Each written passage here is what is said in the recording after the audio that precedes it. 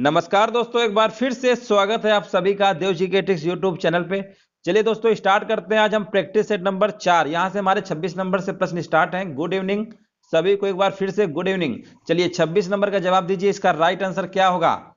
लिखा हुआ है 7 मीटर त्रिज्या के वृत्ताकार भूमि के चारों ओर 3.5 मीटर चौड़ा मार्ग है। मार्ग का क्षेत्रफल ज्ञात करिए। सभी लोग पेन कॉपी लेकर बैठ जाइए और तभी लगाइए, ऐसे तुक्का उक्का मत मारिएगा।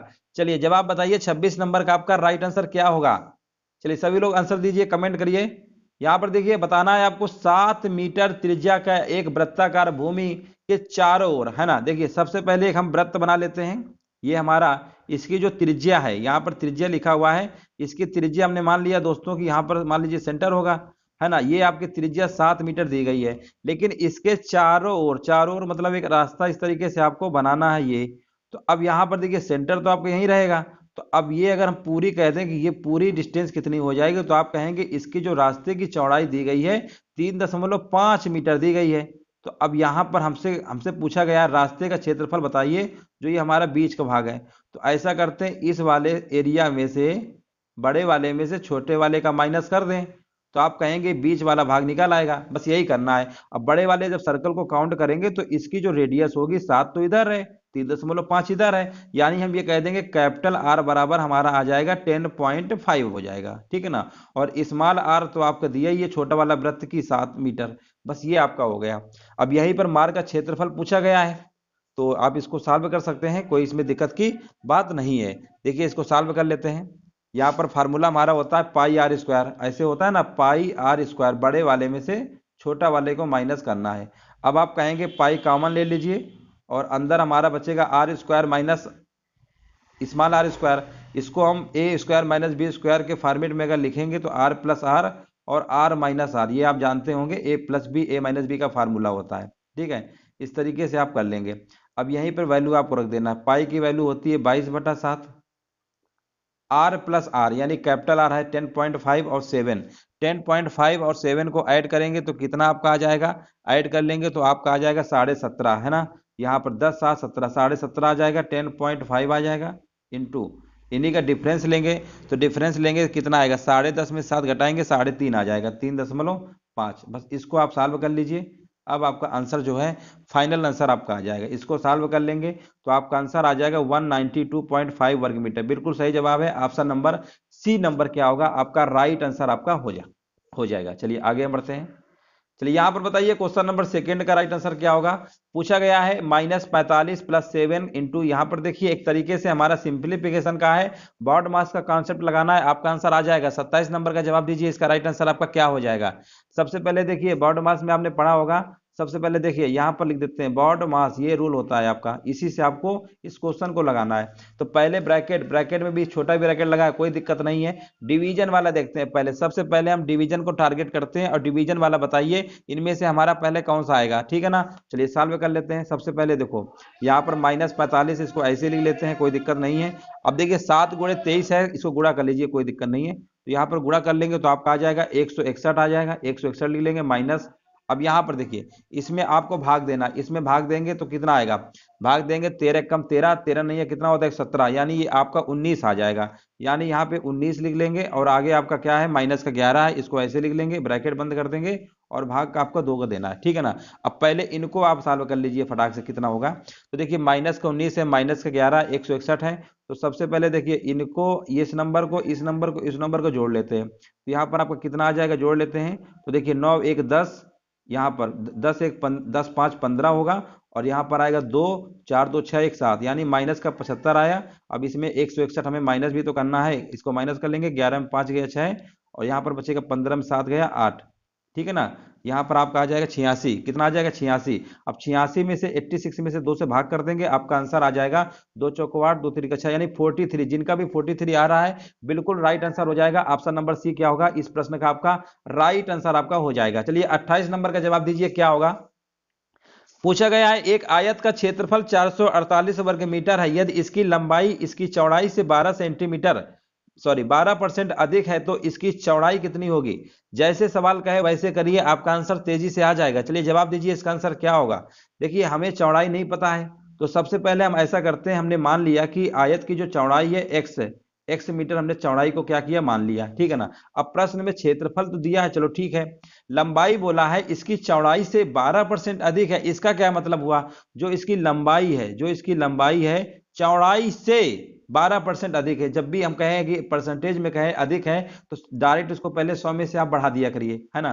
तो 100 में से 12 और जोड़ देंगे तो आपका आ जाएगा 112%। यानी यहां पर जो चौड़ाई है इसका यानी 112% हटाएंगे तो बटे में 100 आ जाएगा, इतना आप कर लेंगे। तो यहाँ पर लंबाई हमारी कितनी आ जाएगी, 4 दूनी 8, 4 पंचे 20, 4 दूनी 8 और 4 अट्ठे 32। यानी यहाँ पर हमारी जो लंबाई है, लंबाई हमारी कितनी आ गई, लंबाई हमारी आ गई 28x/25, ये आपका आ गया, ठीक है ना। ये आपकी लंबाई हो गई, ये आपकी चौड़ाई हो गई, ठीक है ना। ये हमने चौड़ाई माना था। चलो लंबाई चौड़ाई हमको पता चल गया। अब यहाँ पर एरिया दिया गया है, आयत का क्षेत्रफल क्या होता है, लंबाई गुणे चौड़ाई होता है। तो आप कहेंगे लंबाई गुणे चौड़ाई होता है, कर लीजिए 28x/25 और गुणे हमारा कितना रहेगा, चौड़ाई x तो दिया ही है क्वेश्चन में, और बराबर में क्षेत्रफल दिया गया है 448। इसको आप सॉल्व कर लीजिए, आपका आंसर आ जाएगा। चलिए यहाँ पर काट लेते हैं, 7 से काटिए, 7 चौको 28 और 7 छंग 42 और यहाँ पर आएगा 7 चौको 28, 4 से काटिए, 4 एकम 4, 4 छंग 24 यानी 25 गुणे 16 कर देंगे, x स्क्वायर बराबर 400 आएगा, यानी x बराबर आपका 20 आ जाएगा। 20 मीटर इस प्रश्न का क्या होगा, बिल्कुल राइट आंसर आपका हो जाएगा। सिर्फ कैलकुलेशन थी और कुछ नहीं। यहाँ पर देखिए बहुत ही सिंपल प्रश्न है, 29 नंबर पूछा गया, यदि त्रिभुज एबीसी ये सर्वांगसम का साइन बना हुआ है, ठीक है ना, सर्वांगसम है और त्रिभुज एक्स वाई जेड के हैं और कोण बीएसी का मान अगर 55 दिया गया है तो कोण जेड एक्स वाई का मान कितना होगा। देखिए सर्वांगसम का केस देखिए, यहाँ पर कोण ए का दिया हुआ है और पूछा है एक्स का, यानी यहाँ स्टार्टिंग का दिया और स्टार्टिंग का ही पूछ रहा है। देखिए सर्वांगसम के केस में जो एंगल पहले वाले त्रिभुज में होगा वही दूसरे में होगा, सेम होगा, ये कंडीशन होती है, ठीक है ना, सर्वांगसम की। तो यहां पर 55 नंबर ही इस प्रश्न का क्या होगा, 55 डिग्री राइट आंसर आपको हो जाएगा, ऑप्शन नंबर सी। ज्यादा आपको इसमें दिमाग लगाना ही नहीं था। चलिए यहां पर बताइए क्वेश्चन नंबर 30 का राइट आंसर क्या होगा, कमेंट करते रहिए बराबर। 5 साल पहले रोहन की आयु की 2/3 गुनी थी, 5 साल बाद रोहित की आयु की 5/4 गुना होगी, तो रोहित की वर्तमान आयु कितनी होगी, इसमें आपको जवाब देना है। क्वेश्चन नंबर 30 का राइट आंसर क्या होगा।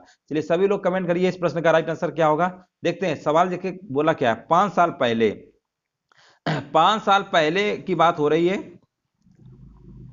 और जो रोहित, एक तरफ लेते हैं रोहित, ये रोहित लिखा हुआ है, यहां लिख लेते हैं रोहन, यहां लिख लेते हैं रोहन, ठीक है ना, रोहन, ये रोहित है ये रोहन है। देखो पहले पढ़िए, 5 साल पहले रोहित की आयु रोहन की आयु की 2/3 है। तो देखिए जब भी इस तरीके से लिखा हो, पहले नाम किसका आया, रोहित का, बाद में किसके आया, रोहन का। तो रोहित की मान लो ये है, रोहन की मान लो ये, तो रोहित की कितनी हो जाएगी, 2 हो जाएगी और रोहन की हो जाएगी 3। अगली लाइन पे देखिए 5 साल बाद बोला है, यानी 5 साल यहां फिर कर देंगे और दूसरी कंडीशन में बोला रोहन पहले आया है बाद में रोहित आया है, यानी रोहन जो पहले आएगा पहले इसको लिखेंगे, तो रोहन के लिए लेंगे 5 और यहां पर रोहित बाद में आया यानी नीचे वाला लिखेंगे 4, यानी अंश वाला हमेशा जो पहले नाम आता है उसका लिखते हैं, इतना याद रखिए, इतना आपने कर लिया। अब देखिए इनमें से अंतर, देखिए यहां पर अंतर तो आ रहा है 2 का, है ना, यहां पर एक 5 साल पहले 5 साल बाद है, यानी बाद और पहले होता है दोनों जुड़ जाता है, तो 2 बराबर आप कह देंगे 10 के है, तो 1 बराबर आपका आ जाएगा 5 का, 1 बराबर 5, यानी इसको अगर निकालेंगे तो ये आपका आ जाएगा 10 और ये आपका आ जाएगा 15, है ना। अब ध्यान दीजिएगा ये 5 साल पहले हमारा आया हुआ है, रोहित की उम्र 10 है और रोहन की है 15, लेकिन यहां पर वर्तमान पूछा है, तो वर्तमान का मतलब ये हुआ कि 5 साल पहले अगर रोहित 5 साल पहले रोहित अगर 10 का है तो अब कितने का हो जाएगा, आप कहेंगे 15 वर्ष हो जाएगा। बिल्कुल राइट आंसर है, ऑप्शन नंबर डी क्या होगा, इस प्रश्न का आपका राइट आंसर आपका हो जाएगा। चलिए बहुत ही बेहतरीन सवाल है 31 नंबर, देखिए सवाल देख के घबराना नहीं है, सवाल भले ही बड़ा हो लेकिन घबराना आपको नहीं है देख के। देखो पहले पढ़ लो थोड़ा सा, नहीं फिर कहेंगे आप जूम कर दीजिए फिर दिखेगा नहीं, देखो लिखा गया पहले पढ़ लो। एक निजी जिम का एक समय स्लॉट में 25 लोगों को समायोजित कर सकता है, इसके उपयोगकर्ताओं के लिए 3 अलग अलग समय स्लॉट दिए गए हैं, 25 लोगों को ही कर सकता है, याद रखिएगा वहां कैपेसिटी जिम छोटा है, सिर्फ 25 ही लोग एक बार में आ सकते हैं। और आगे लिखा हुआ है कि यहाँ पर चार्ट एक सप्ताह के औसत आगंतुकों को दर्शा रहा है, कौन सा दिन है वे अधिक सदस्यों को समायोजित नहीं कर सकते। देखिए यहाँ पर बताना है, यहाँ ग्राफ में देखना है कौन सा ऐसा चार्ट है जो नहीं कर सकता। देखिए देखो सब चार्ट को देखो, यहाँ पर स्लॉट है, 3 स्लॉटें बनी हुई हैं, एक ये पहला दूसरा तीसरा। अब यहाँ पर मैक्सिमम देखिए तो यहाँ से 15 से नीचे ही है, इसमें तो आप कर सकते हैं मैक्सिमम, मतलब 25 तक इसमें बढ़ सकते हैं, लेकिन ऐसा स्लॉट पूछा गया है जिसमें 25 से ज्यादा अब गुंजाइश ही नहीं है। तो देखिए सबसे ज्यादा जो स्लाइड है ना संडे वाली, देखिए संडे वाली, देखिए ये पूरी फुल है, यहाँ तक 25 तक की कैपेसिटी, यही एक स्लाइड है जहां पर पूछा क्या गया था। देख लीजिए कौन सा वह दिन है कि जब वे अधिक सदस्यों को समायोजित नहीं कर सकते हैं, तो वो सिर्फ आपका रविवार ही एक ऐसा दिन है कि ऑलरेडी यहाँ पर पहले से फुल है, तो यहाँ पर आपका नहीं हो पाएगा, ऑप्शन नंबर बी हो जाएगा। चलिए यहाँ पर बताइए 32 नंबर का बताइए राइट आंसर क्या होगा। पूछा गया है 0.00825, यहाँ पर पूछा गया है इसका मान क्या होगा। अब देखिए ऐसे प्रश्नों को बहुत लोग घबरा जाते हैं, दशमलव देख के इतना लगा हुआ है। देखिए बहुत ही हम आपको सिंपल तरीका बताने वाले हैं, 3 बार 00 लिखा हुआ है, 825 लिखा हुआ है, भाग देना है 0.05, इससे देना है ना। तो देखिए आपको दशमलव के पहले वाले जीरो से कोई मतलब नहीं है, इधर से मतलब होता है राइट साइड से, ठीक है ना, 0.05। अब देखिए यहाँ पर दशमलव के अंक में लगा हुआ है 1 2 3 4 5 6, यहाँ पर 2 ही अंक में, ऐसा करो इसके आगे 4 जीरो और बढ़ा लो, है ना।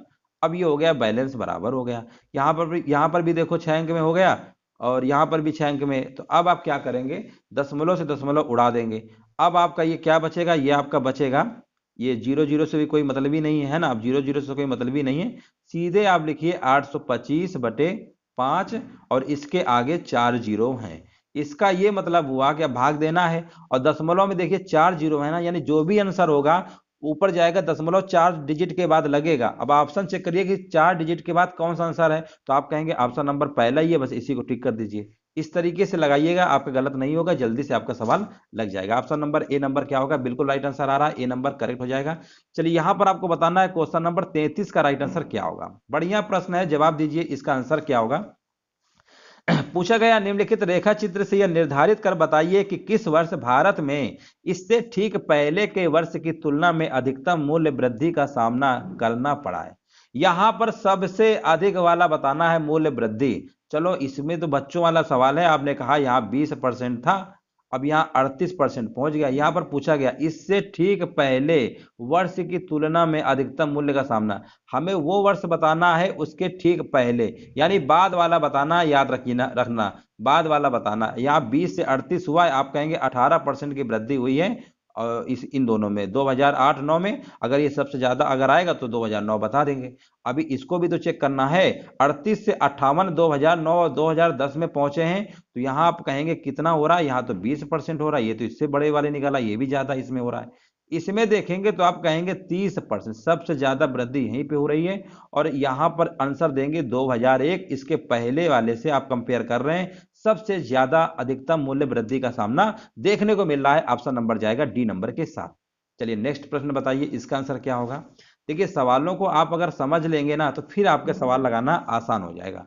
सवाल देख के बिल्कुल नहीं घबराना है, पेपर में ऐसे ही आएंगे, आपके लेटेस्ट पैटर्न पे ही हम प्रश्नों को करवा रहे हैं। एक विश्वविद्यालय में आने वाले विद्यार्थियों की संख्या में प्रतिवर्ष 10% वृद्धि का लक्ष्य रखा गया है। यदि वर्ष 2016 में यह संख्या 1500 थी, तो वर्ष 2018 में लक्ष्य पूर्ति होने पर विश्वविद्यालय में कितने विद्यार्थी होंगे।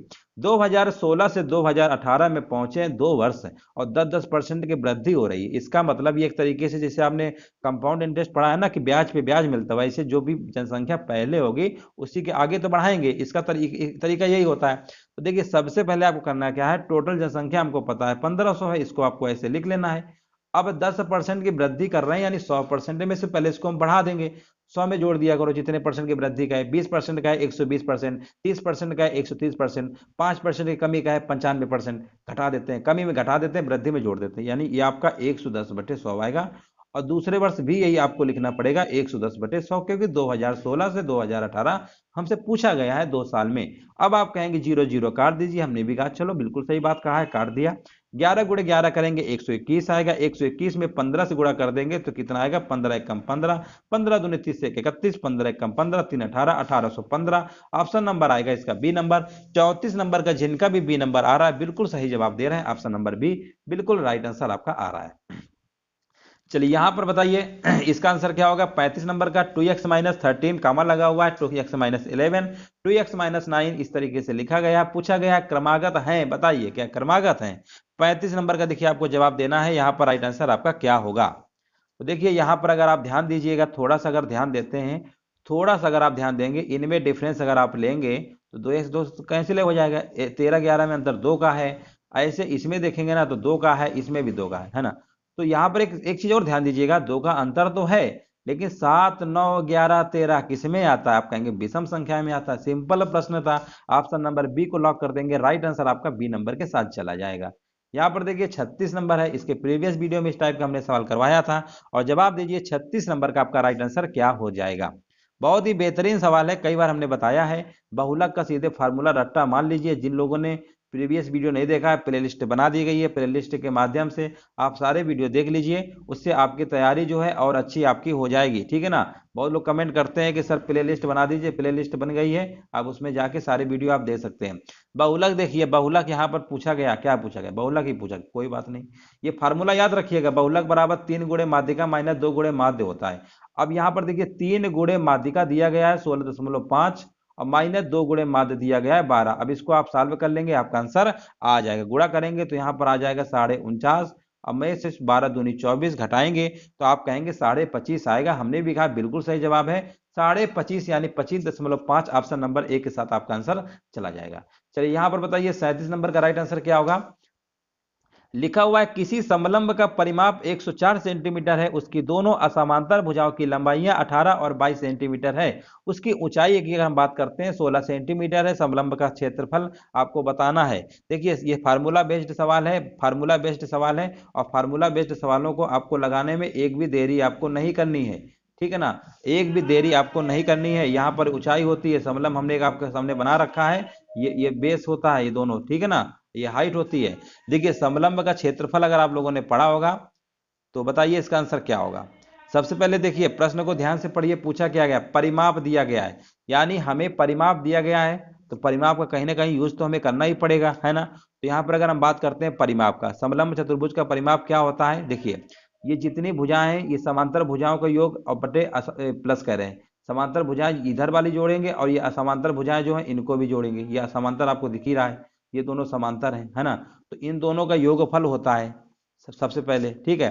तो सबसे पहले हम कर लेते हैं, परिमाप दिया गया है 104 है, 104 परिमाप हमारा दिया गया है, इसमें कोई दिक्कत नहीं है, परिमाप आप लिख लेंगे, ठीक है ना। समांतर भुजाओं का योग प्लस असमांतर भुजाओं का योग होता है, ये समांतर होती है, अब प्लस असमांतर, तो समांतर भुजाओं का देखिए यहाँ पर समांतर भुजाओं का हमें योग नहीं पता, लिख लेते हैं समांतर भुजाओं का योग, समांतर भुजाओं का योग, थोड़ा शार्ट कर लिख रहे हैं, समांतर भुजाओं का योग अब प्लस असमांतर। असमांतर की वैल्यू क्वेश्चन में दे रखा है 18 और 22, मान लेते हैं 18 की है, ये 22 की है ना, ये हमें दोनों नहीं पता है। 18 22 आप जोड़ेंगे तो आप कहेंगे 18 22 तो आपका 40 होता है, तो ठीक है ना। अब 104 में से 40 को माइनस कर देंगे तो आप कहेंगे समांतर भुजाओं का जो योग है हमारा आ जाएगा 64, यानी 64 हमारा आ गया है समांतर भुजाओं का योग आ गया, समांतर भुजाओं का योग आ गया, यानी समांतर भुजा इन दोनों का योग हमें पता है 64 है। अभी ये नहीं पता है कि कौन कौन है, लेकिन जो एरिया का फार्मूला होता है समलंब चतुर्भुज का, उसका फार्मूला होता है 1/2 गुणे समांतर भुजाओं का योग होता है। क्या होता है? समांतर भुजाओं का योग होता है, योग होता है और गुणे ऊंचाई होता है, गुणे ऊंचाई होता है। अब योग हमें डायरेक्ट पता चल गया, योग हमें 64 है, 1/2 लिखेंगे, 64 लिखेंगे, और ऊंचाई क्या दिया है? क्या ऊंचाई दिया होगा तो मजा आ जाएगा, बिल्कुल दिया है, ऊंचाई 16 दिया है। बस इसको आप सॉल्व कर लीजिए, कोई दिक्कत नहीं होनी चाहिए। 2 अट्ठे 16 और 64 गुणे 8 करेंगे तो आप कहेंगे 8 चौको 32, 8 छंग 48, 3 51 होता है, 512 बिल्कुल राइट आंसर है। देखिए सवाल बहुत ही अच्छा सवाल था, उम्मीद है समझ गए होंगे, इसमें ज्यादा आपको दिमाग नहीं लगाना था, फार्मूले बेस्ड सवाल था, फार्मूला ही नहीं पता होगा तो कैसे लगा पाओगे। चलिए अगला सवाल देखते हैं, 38 नंबर। देखिए पूछा गया है एक व्यक्ति एक्स जो है 100 रुपए की वस्तु को 10% की हानि से व्यक्ति वाई को बेच देता है, वाई उस वस्तु को 10% लाभ से व्यक्ति जेड को बेच देता है। वाई ने किस मूल्य पर वस्तु जेड को बेचा? पहले एक्स ने वाई को बेचा, वाई को जेड, सीधी सी बात है, कोई दिक्कत ही नहीं है। देखिए यहाँ पर आंसर देख लीजिए, ऑप्शन कहां पर? ऑप्शन दिए हैं यहाँ पर दिए हैं 100, 99, 110, 101। चलिए अब लगाते हैं। देखिए बहुत ही सिंपल सवाल है, इसको आप करना क्या है, एक्स जो है 100 रुपए की वस्तु को 10% की हानि से वाई को बेचता है, इसका मतलब 100 रुपए तो हमारे पास है, 10% हानि यानी 90/100 हो जाएगा, 10% के लाभ पर बेच रहा है यानी 110/100 हो जाएगा। अब आप कहेंगे 0 0 काटिए, 0 0 ये भी काटिए, 11 99, बहुत ही सिंपल प्रश्न था, 99 इस प्रश्न का क्या होगा? राइट आंसर हो जाएगा ऑप्शन नंबर बी। जिनका भी आ रहा है बिल्कुल सही जवाब दे रहे हैं, बी नंबर बिल्कुल राइट आंसर आपका हो जाएगा। चलिए यहां पर बताइए क्वेश्चन नंबर 39 का राइट आंसर क्या होगा। लिखा हुआ यदि प्रथम n प्राकृत संख्याओं का माध्य 15 है तो n का मान क्या होगा। चलिए जवाब दीजिए 39 नंबर का आंसर क्या होगा। देखिए प्रथम n प्राकृत संख्याओं का माध्य, आप देखिए प्राकृत संख्याओं को पहले अगर हम आपसे कहें योग क्या होता है, आपने पढ़ा होगा n+1/2, ये तो पढ़ा ही होगा है ना। तो n+1/2 प्रथम n प्राकृत संख्याओं की बात हो रही है, इनका माध्य 15 दिया गया है और n का हमसे मान पूछा गया है, ठीक है ना। तो यहां पर n प्राकृत संख्याओं का माध्य n+1/2 कर देंगे। अब बराबर यहां पर माध्य कितना दिया गया है, 15 दिया गया है। तो यहां पर कितना आ जाएगा, n+1 बराबर 15 दूनी 30, यानी n बराबर आपका 29 आ जाएगा। इस तरीके से आपको लगाना था। ऑप्शन नंबर डी क्या होगा, राइट आंसर आपका हो जाएगा, ठीक है ना। n प्राकृत संख्या का माध्य n+1/2 हो जाएगा, यही माध्य 15 दिया हुआ है, सॉल्व कर लेंगे और n का वैल्यू निकल आएगा 29 होगा इस प्रश्न का आपका राइट आंसर। पूछा गया है यदि x+2y बराबर -1, 2x - 3y बराबर 12 हो तो x तथा y के मान क्या होंगे।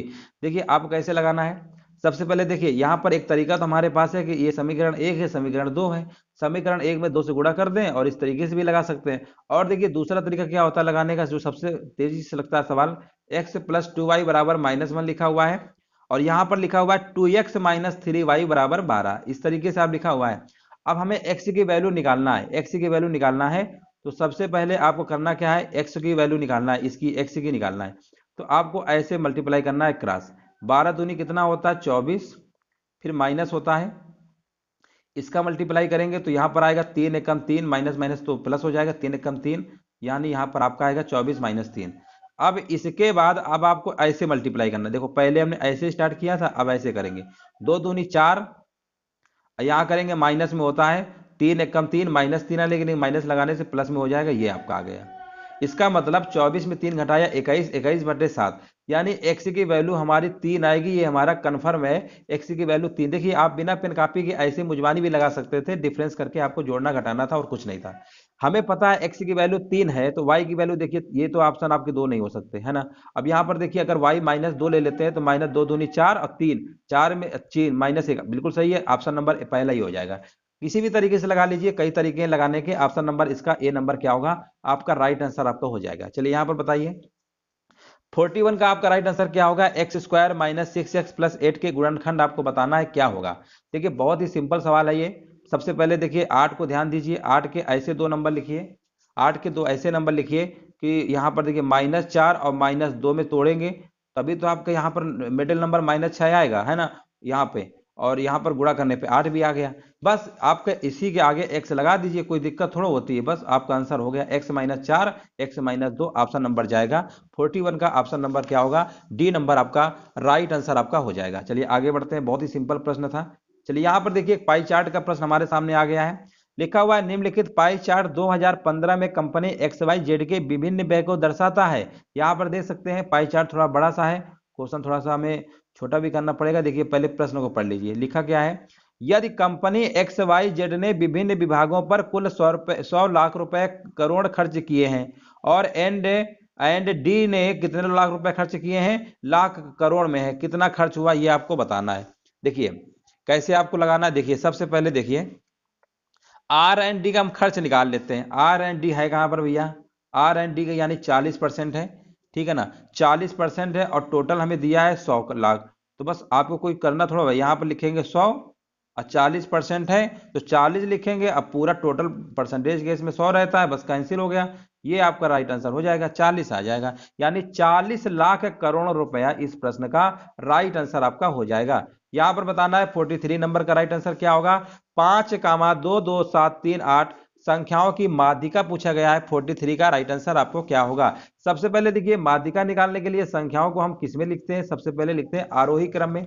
आरोही क्रम का मतलब होता है बढ़ते क्रम में पहले आपका नंबर 2 आएगा, फिर से 2 आएगा, फिर 3 आएगा, फिर 5 आएगा, फिर 7 आएगा, इस तरीके से आप नंबर को अरेंज कर लेंगे। अब देखिए माध्यिका निकालना है, 2 नंबर इधर से हटाइए, 2 इधर से हटाइए, क्योंकि ये विषम नंबर तो है नहीं कि एक ही संख्या बीच में बचेगी। अब बची है हमारे पास 2, इन्हीं को जोड़ के फिर 2 से भाग कर दीजिए, 5 3 8, 8/2 कितना होता है 4, यानी इस प्रश्न का राइट आंसर हो जाएगा ऑप्शन नंबर आपका सी हो जाएगा।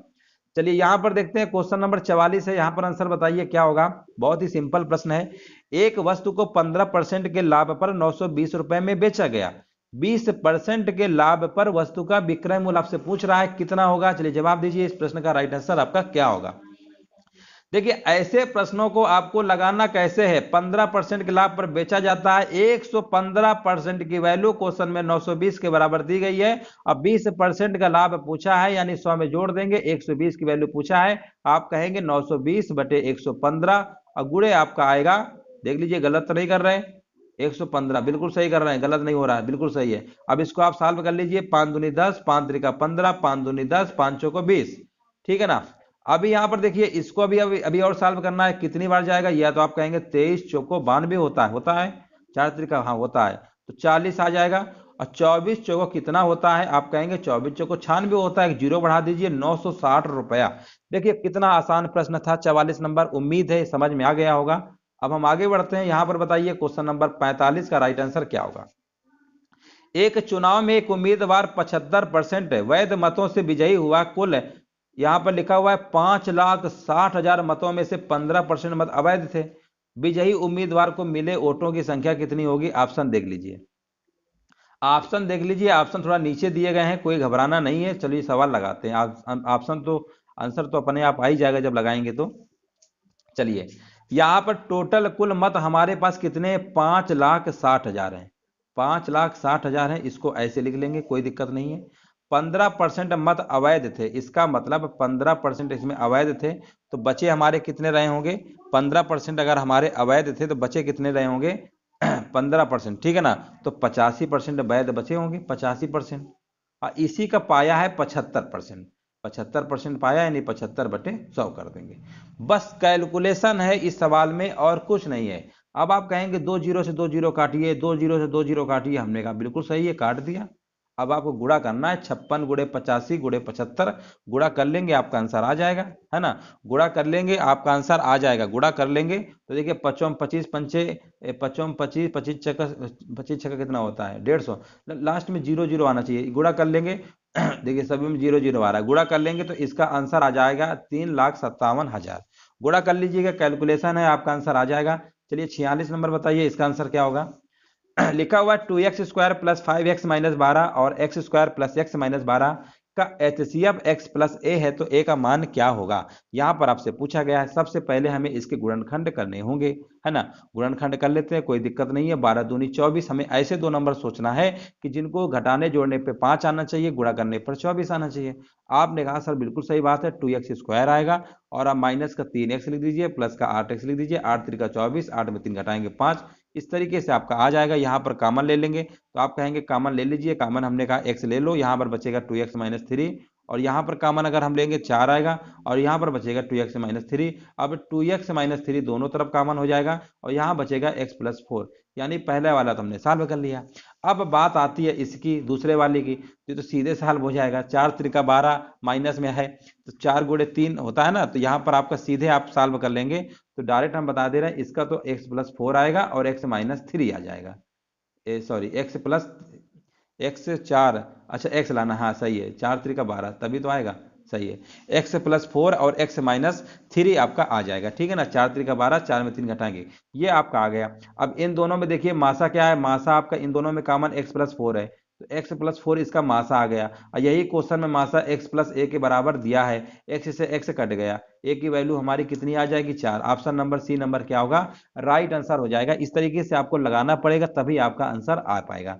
चलिए यहां पर बताइए 47 नंबर का आंसर क्या होगा। लिखा हुआ यदि दो संख्याओं का योगफल 13 है और उनके वर्गों का योगफल 97 है, तो उनका गुणनफल क्या होगा।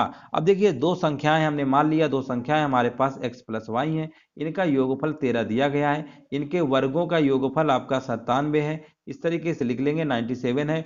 गुणनफल पूछा गया है, तो सबसे पहले देखिए x प्लस वाई का होल स्क्वायर का फार्मूला आपका क्या होता है, आप कहेंगे ये फार्मूला होता है x² प्लस का y² प्लस का 2xy होता है, बिल्कुल सही है। अब x प्लस वाई 13 का स्क्वायर करेंगे 169 आ जाएगा, x² y² वैल्यू हमें 97 दिया ही है, अब प्लस का आएगा 2xy, अब इसमें घटाएंगे, 9 में 7 गया 2, यहाँ 16 में 9 गया 7, 36 बटे 2 यानी 72 बटे 2 यानी 36। इस प्रश्न का क्या होगा 47 का आपका राइट आंसर आपका हो जाएगा, 47 का आपका बी नंबर करेक्ट आंसर आपका हो जाएगा। यहाँ पर बताइए एक गोलाकार अंगूठी की आंतरिक और बाहरी परिधि क्रमशः 22 सेंटीमीटर और 44 सेंटीमीटर दी गई है, अंगूठी की मोटाई क्या होगी। देखिए बहुत ही अच्छा प्रश्न है, यहाँ पर आपको बताना है 48 नंबर का राइट आंसर क्या होगा। देखिए अंगूठी आपने देखा होगा, अंगूठी अंगूठी होती है, गोल होती है, इस तरीके से हाथों में उंगली में पहनी जाती है, रिंग जिसको कहते हैं। चलिए अंगूठी की आंतरिक और बाहरी परिधि, परिधि समझते हैं ना, अंदर और बाहर। मान लीजिए अंदर इस तरीके से होगा, ये इस तरीके की बनावट होगी, अंदर की परिधि, बीच में जो गैपिंग होती है। परिधि का मतलब होता है उसका जो चारों तरफ की जो बाउंड्री होती है ना। अगर हम बात करते हैं कि अगर हमने मान लिया कि आंतरिक त्रिज्या मान लेते हैं R1 है, आंतरिक त्रिज्या हमने मान लिया, इन रेडियस जिसको कहते हैं R1 मान लिया, और बाहरी त्रिज्या हमने मान लिया कि R2 है, ठीक है ना, बाहरी हमने R2 मान लिया। अब इसको आपको सॉल्व कर लेना है, तो अब आप कहेंगे इसको सॉल्व कर लीजिए। तो यहाँ पर देखिए पहले वाले कंडीशन में हमें आंतरिक दिया गया, यानी यहाँ पर 2 पाई R1 हमें 22 दिया गया है, तो 2 गुणे पाई की वैल्यू 22/7 होती है, इंटू R1 बराबर 22। अब आप कहेंगे 22 से 22 कट गया, और यहाँ पर R1 निकालेंगे तो कितना आ जाएगा, 3.5 आ जाएगा। R1 हमारा कितना आ जाएगा, 3.5 आ जाएगा। अब चलिए अब बात आती है बाहरी परिधि की, तो बाहरी परिधि में भी यही करना है, तो 2 पाई R2 लिखेंगे 22/7 इंटू R2 बराबर आपका कितना दिया गया है, 44। वही कहानी है, ये कट गया, तो R2 बराबर इसमें आ जाएगा 7, R2 बराबर 7 आ गया। अब 7 और 3.5 का अंतर ले लीजिएगा, बस अंतर आ जाएगा। 7 में से 3.5 घटाएंगे, 3.5 सेंटीमीटर होगा। इस प्रश्न का ऑप्शन नंबर क्या होगा, सी नंबर आपका राइट आंसर आपका हो जाएगा। चलिए यहाँ पर बताइए 49 नंबर का राइट आंसर क्या होगा। एक समचतुर्भुज के विकर्णों की लंबाई 16 सेंटीमीटर और 12 सेंटीमीटर दी गई है, समचतुर्भुज की परिधि क्या होगी, ये आपको बताना है। समचतुर्भुज की परिधि आपको बताना है क्या होगा। देखिए पहले तो देखिए समचतुर्भुज होता कैसे है, इस तरीके से बनता है आपका, ये समचतुर्भुज है। समचतुर्भुज के विकर्णों की लंबाई दी गई है 16 है, ये मान लेते हैं ये 16 है, और आपकी ये क्या है, 12 है, ठीक है ना। अब पहले ये निकाल लो कितनी होगी। अच्छा ये विकर्ण आधा आधा डिस्ट्रीब्यूट करता है, ये 8 होगा, ये मान लेते हैं 6 होगा। 8 6 से पाइथागोरस यहाँ 90 डिग्री पे विकर्ण काटते हैं समचतुर्भुज के, रोम्बस के सब लोग जानते होंगे। 8 6 यानी ये 10 आ गया, यानी सम चतुर्भुज की अगर हम भुजा निकालेंगे तो आपकी आ जाएगी 10। समझिएगा, देखिए ये टोटल हमारी कितनी है, 12 है, आधा आधा डिस्ट्रीब्यूट करता है, यानी इतनी भुजा हमारी बचेगी 6। ये टोटल कितनी थी, ये टोटल हमारी 16 है, यानी ये टोटल हमारी 16 थी, तो ये बचेगी 8, ये बचेगी 6, आधा आधा हो जाएगा ना, 8 6। तो आप देखिए 8 6 से समकोण त्रिभुज बनेगा ना, तो 8 8 64 36 वर्गमूल लेंगे तो 10 ही तो आएगा, यानी 10 8 6 की पाइथागोरस आपकी ट्रिपलेट होती है। अब हमें पता चल गया, परिधि पूछा गया, 4 गुणे 10 10 सभी हो जाएंगी, टोटल जोड़ लेंगे, 4 गुणे ये होता है 40 हो जाएगा, बस सिंपल था, ऑप्शन नंबर डी हो जाएगा। चलिए लास्ट प्रश्न है 50 नंबर, आपको जवाब देना है समीकरण 2x² प्लस 2x प्लस 5 बराबर 0 के मूल कैसे है, ये आपको बताना है।